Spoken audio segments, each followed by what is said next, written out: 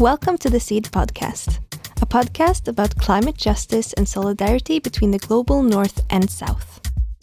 My name is Linnea, and with me in the studio we have Sigrid, Funani, and Akuzike. We are this year's Seed participants of 2025 and 2026. During the next episodes, we'll explore the topics climate justice, food security, and food sovereignty in a Norwegian and Malawian context. Enjoy! This year, the environmental and developmental youth organization Spire is working on a campaign to shed light on Yara's unsustainable fertilizer production and unethical marketing strategies. With us in the studio, I have the leader of Spire, Thea Birgitte Erfjord, and seed participant Linnea to enlighten us about this topic. Welcome, Thea and Linnea. Hello, Thea! Welcome to the studio. Thank you so much for being with us. You and I have already talked a bit about Yara in the last episode, but we talked about it in a Norwegian context. Now we're going to think broader. And our organization, Spire, is now having a campaign against Yara, and we're going to talk a bit about what's motivating that campaign. So, firstly, do you want to summarize what Yara is? Yara is the largest producer of nitrogen-based fertilizer in the world. And it's a Norwegian company where the Norwegian state is the largest owner. And also, Yara is a key actor in industrial agriculture. And why is their fertilizer bad?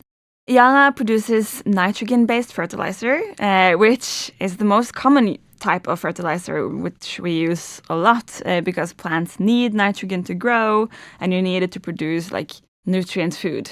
But there are a lot of problems with the overuse and also the use and production of nitrogen-based fertilizers because it's based on fossil energy, mostly fossil gas.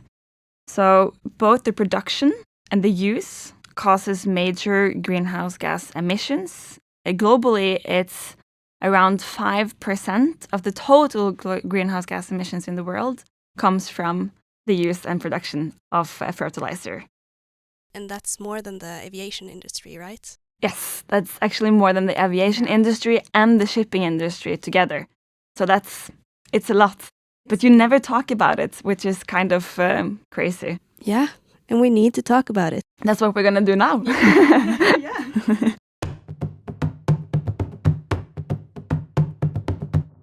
A very central thing in this campaign is the greenwashing that Yara is doing. Would you like to enlighten us a bit about greenwashing and what that actually is? Mm-hmm. So briefly, greenwashing is more or less presenting something as more climate or environmentally friendly than it actually is. And what we in Spire often criticize and talk about when we're talking about greenwashing is that it's hindering or standing away in a lot of more transformative, real climate action and environmental action. And especially when we're talking about this campaign and the Yara greenwashing, we have three main issues that we highlight. The first one is that Yara is proudly talking about how they have reduced their greenhouse gas emissions. They have halved them since 2005. But this is only from the direct emissions that they have, which is often referred to as Scope 1 emissions. This is not from the use of the projects or the transport or the other places in the value chain, but it's only from the production. And then you have other steps in the value chain, like Scope 2 emissions and Scope 3 emissions. In the Scope 3 part, Yara has 75% of the emissions. So that's when fertilizers are used and the other products all the products from Yara, when they are used, that's kind of the Scope 3 emissions. But this is not something that they want to set a climate target for, and it's not something that they like to talk about.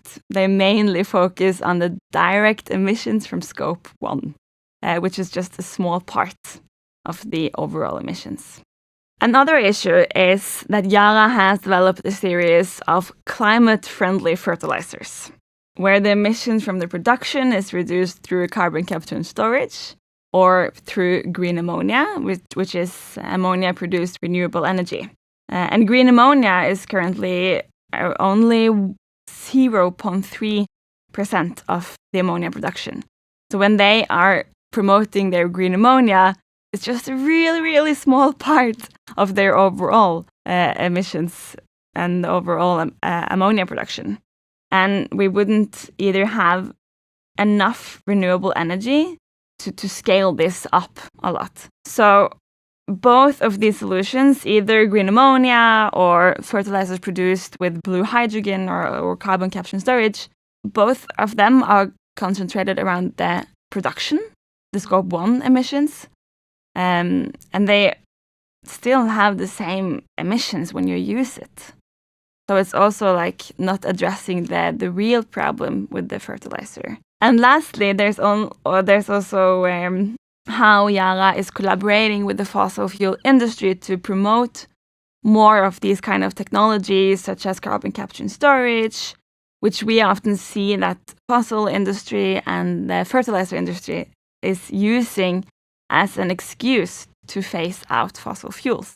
So altogether, all of these ways that Yara is finding other angles and climate targets that are not really addressing the main issues with the current food production system that we have today is sort of hindering the actual green solutions.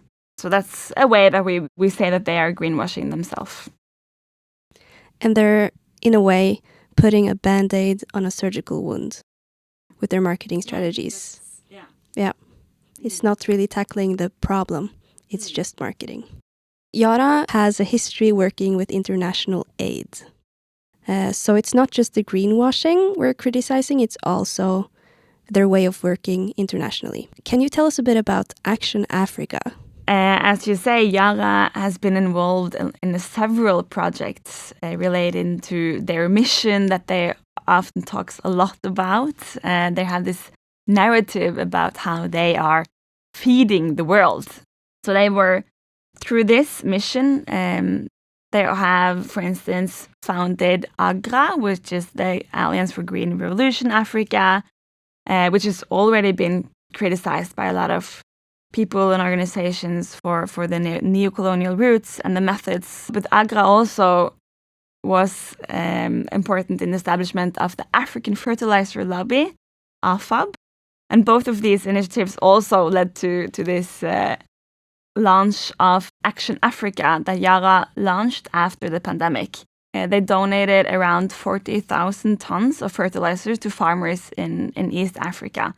But as you say, that it's a lot of challenges to this way of doing aid.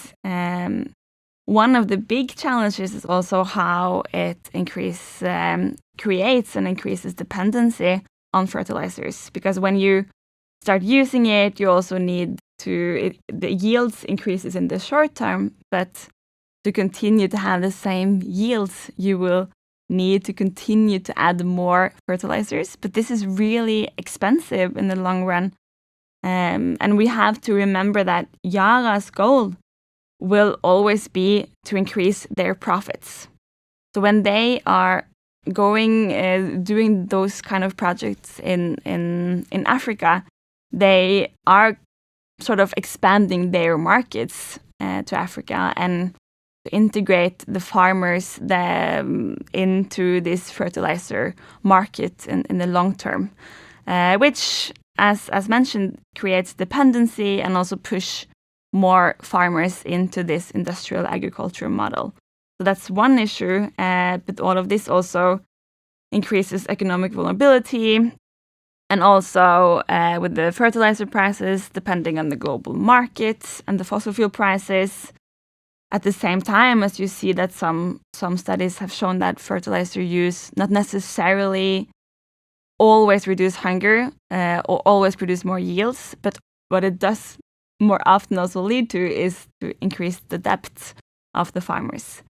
And I think Norway has a responsibility here because this is a really outdated neoliberal and also colonial way of doing aid, I think. And it also, what we see is that it weakens food sovereignty, and food sovereignty is so important to be able to have food security. So we need the local communities, both in Norway, but also in Malawi, for instance. We need to have food sovereignty, and farmers have to be able to decide over what they want for their food production, not the other way around, like big companies coming in and saying this is how we should do it and make you dependent on their products. I visited Malawi this fall together with my colleague Sigrid and Funani and Akuzike. We worked together there, and it was a recurrent theme when we talked with farmers that they couldn't fund the use of synthetic fertilizer anymore because they had gotten some for free with Action Africa after the pandemic, and they had gotten dependent on it. But then when Yara stopped the aid program and they then had to pay for it, they couldn't continue.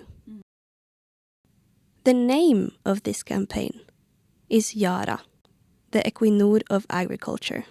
What does this really mean? And how does this fertilizer affect the global fossil fuel industry? I think it's a very interesting question. And that's also why we wanted to call the campaign Yara, the Equinor of agriculture, because it's very visible, and the linkages between the fossil fuel industry and the fertilizer industry is not necessarily known for a lot of people. But fertilizer production is really close to fossil fuels, especially to fossil gas. Currently, 3 to 5% of the global fossil energy is actually used for the production of fertilizer, which it doesn't sound a lot, but it's actually a lot. And also it's really interesting to see that for the fossil fuel industry to continue to grow and to have more profit, they have sort of turned to the fertilizer industry, because in all of the different scenarios that the International Energy Agency has put out, you see that there will be an increase in the production of petrochemicals, plastics and fertilizers. So the fossil fuel industry's growth is also depending on the continued and the increased use of fertilizers and plastic.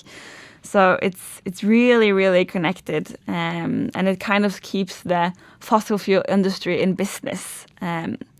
So when we have this very fossil-dependent agriculture, that also makes it difficult for us to have a true phase-out of fossil fuels, which we know that we really, really need as soon as possible. But you can also see that they have this close collaboration on a lot of different solutions, technological solutions. So they're pushing a lot of carbon capture and storage and shipping of carbon and other, what we often call false solutions, because they distract us from the phase out of fossil fuels in a fair and just manner immediately. But they sort of distract our attention to other technologies instead. But this is a close collaboration between these two industries to push these solutions instead of pushing a true phase out of both industries. I think an important thing to ask oneself when talking about this topic is, do we want a food system in the future that relies on fossil fuel? And this can feel a bit overwhelming talking about this, because the fossil fuel industry and the agricultural industry now have a very clear link, as we've talked about. However, there has to be alternatives to this with the phase out of fossil fuels. We also want to talk about the alternatives. And Spire is focusing on agroecology. Would you like to enlighten us a bit about that and what alternatives we actually have?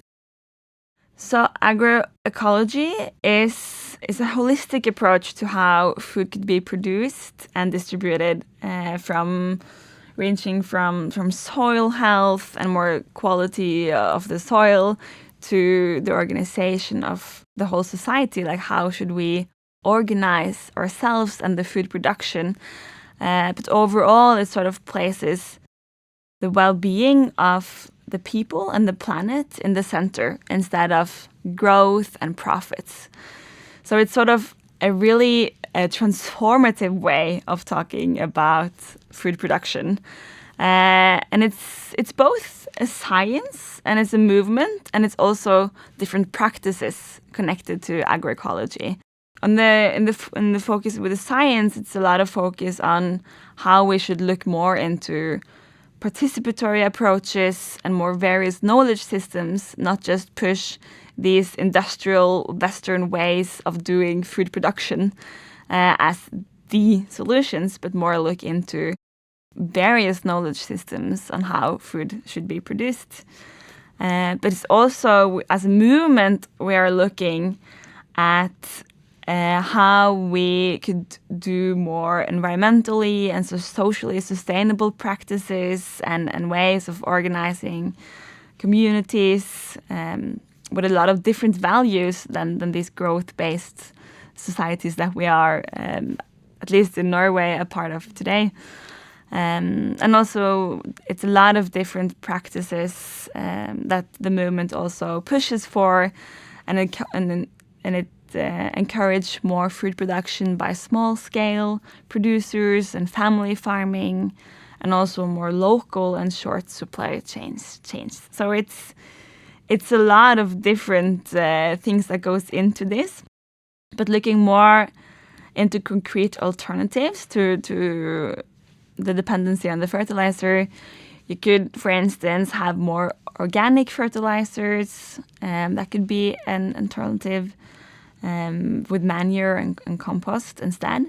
But also other practices like crop rotation and other methods that you could do to have better soil quality, to like focus more on soil health, less tilling, for instance, and really letting the microorganisms live in the soil instead of killing them as we do now. But also more small-scale and diverse farming systems is really important. And I think what is really important is to think how all of these measures, like to have a more diverse farming in general, and use more, like farm more in line with people and the planet. It's also beneficial to create, in order to create more resilient food systems. When we are facing the climate crisis, that's really, really important. But there's also like some issues because the yield could reduce a bit when you're moving to, for instance, regenerative farming or organic farming, especially in the beginning. But then in the long term, that would be more aligned with, you would not lose as much biodiversity, not have as much emissions, and also with all of the pollutions that comes from the conventional farming. So I really think that all of the good weighs up for all of the bad, kind of. Companies like Yara present these easy solutions for these very complex problems. Growing food is not an easy task. The value chain and everything around it's complex. So presenting this fertilizer as the answer for us and for the future generations within farming, it seems too easy. I agree. It is, and that's why it is too easy, and that's why we also think of it as greenwashing, because it's more or less promoting you can do exactly as you already do, just use this climate-friendly fertilizer instead. And that is a big challenge, because then you cannot do all of these transformative methods and shift to more organic farming or agroecology to actually be more in line with planetary boundaries and more sustainable systems. So it's a really big challenge. Why do we as an organization think this is important?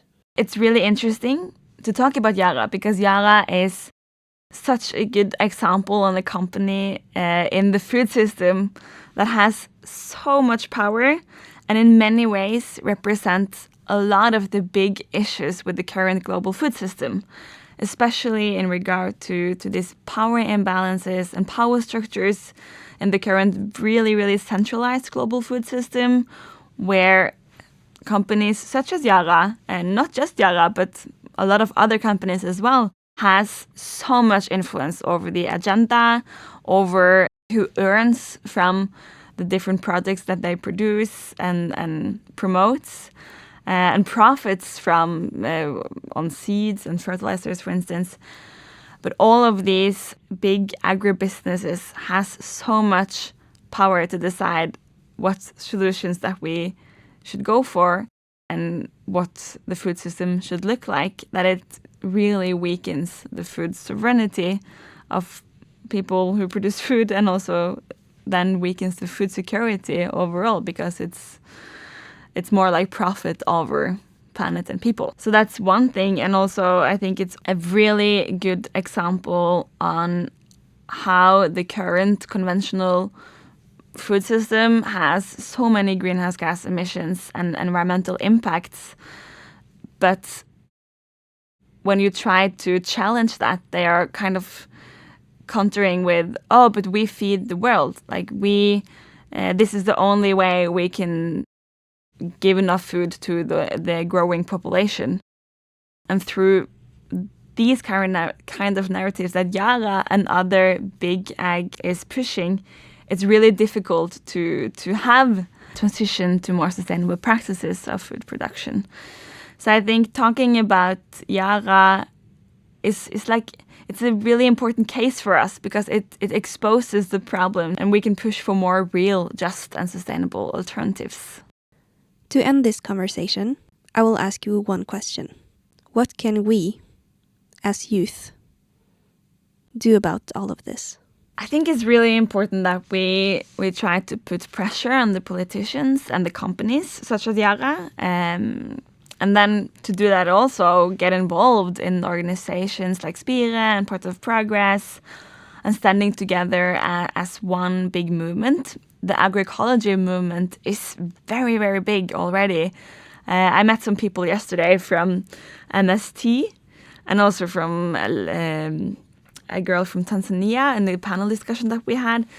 And the movement is just, it's spreading around the world with farmers and people and youth and people who wants to have more agroecology and stand up to these companies and politicians that do not want to do anything about it. So I think organizing and take part of this is really important. And it's also possible to engage in more sustainable food production yourself through community-supported agriculture, for instance, and learn more about agroecology and to help build up and scale up the good alternatives. You can also make good choices yourself.